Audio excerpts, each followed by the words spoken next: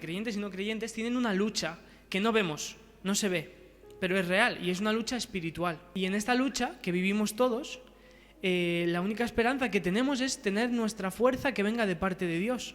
Los creyentes tenemos la esperanza de victoria en esa lucha que no se ve.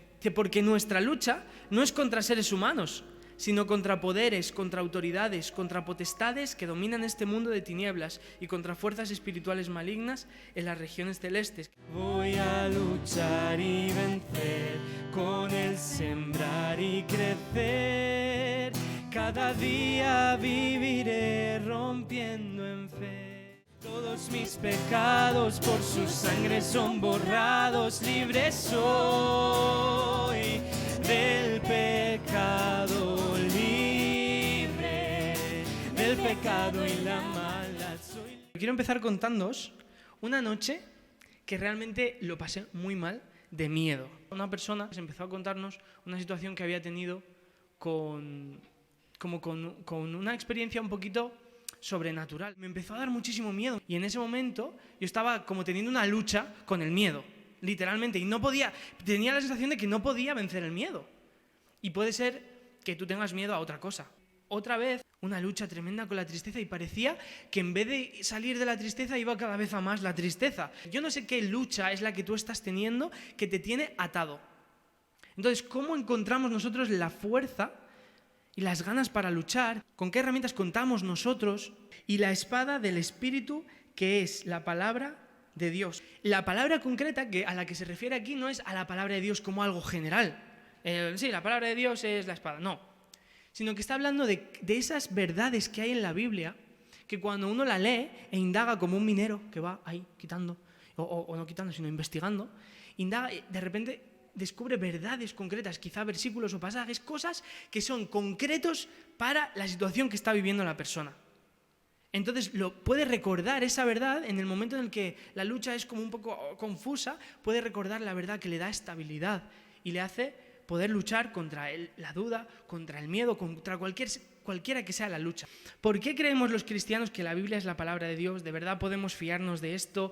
¿No estará escrito esto por cualquiera que se le ha ocurrido y nos han estado manipulando? Cosas de estas. Yo me he hecho estas preguntas un montón de veces a lo largo de mi vida.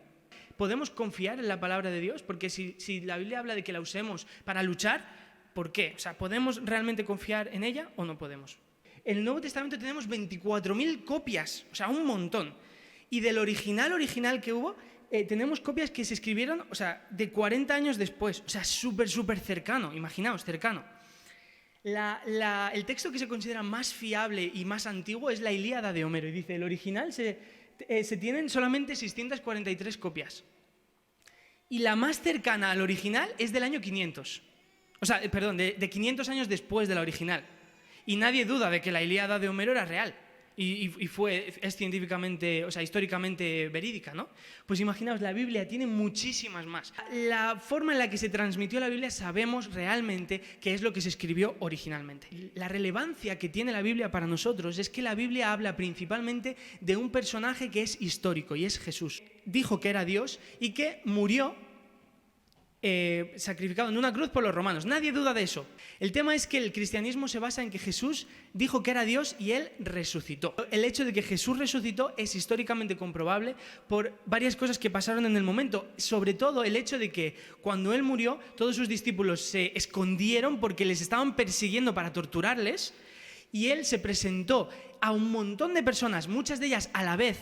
Y es imposible que personas tengan una visión mística, todas la misma exactamente si no es real, y todos ellos cambiaron su chip de estar escondidos a ser capaces, o sea, a sentir que era imposible salir, o sea, quedarse escondidos, sino que tenían que salir a hablar que habían visto a Cristo resucitado, que Jesús había resucitado, y les torturaban y ni uno negó la verdad. La Biblia en la que creemos es la palabra de Dios. Pero ¿qué pasa? Que no solamente la Biblia es verídica históricamente, sino que la Biblia es poderosa y por esa razón Dios nos anima a utilizarla en nuestra lucha espiritual. Que la palabra de Dios es realmente capaz de entrar a lo más profundo del ser humano, entender su necesidad y solventar esa necesidad.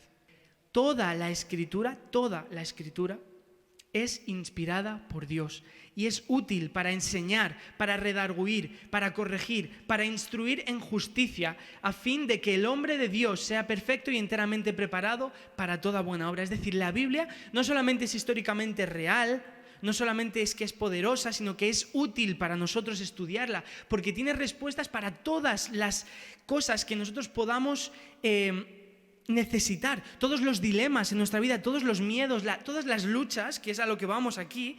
La Biblia tiene una respuesta para ellas, y por eso Dios nos dice: usa esta palabra como tu espada.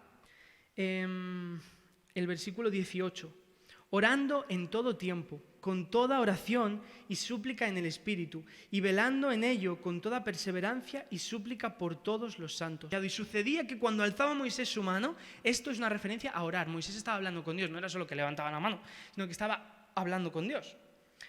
Cuando Moisés alzaba su mano, Israel prevalecía, mas cuando él bajaba su mano, prevalecía Amalek.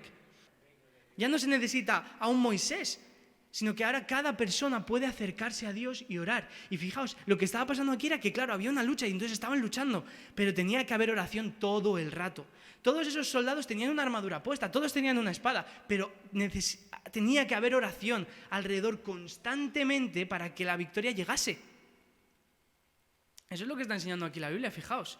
La importancia de la oración, de hablar con Dios. Dios ya sabe tu necesidad. Obviamente Dios quiere que venzas la batalla y tienes victoria, pero debemos orar, debemos pedir a Dios, debemos de entrar en esta relación con Dios y pedir victoria en estos momentos. Y, al principio hablaba de esa experiencia que yo tuve con mucho miedo aquella noche, realmente mucho miedo.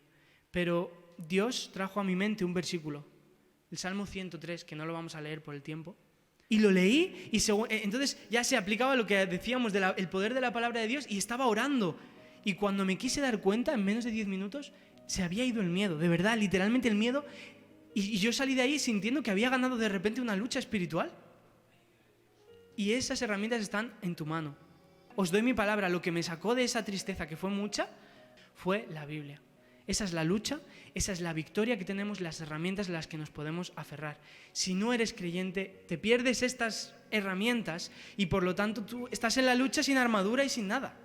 Y en el bando equivocado, y lo siento, pero es que es así. Sin embargo, Cristo ofrece la salvación a todo el mundo. No se trata de ir a una iglesia, no. Se trata de entender tu pecado y creer en Cristo, que es el único que lo puede solucionar. Tenemos a nuestra disposición herramientas para esta lucha. La lucha es real. Estate en el bando ganador, con las herramientas del bando ganador de Dios.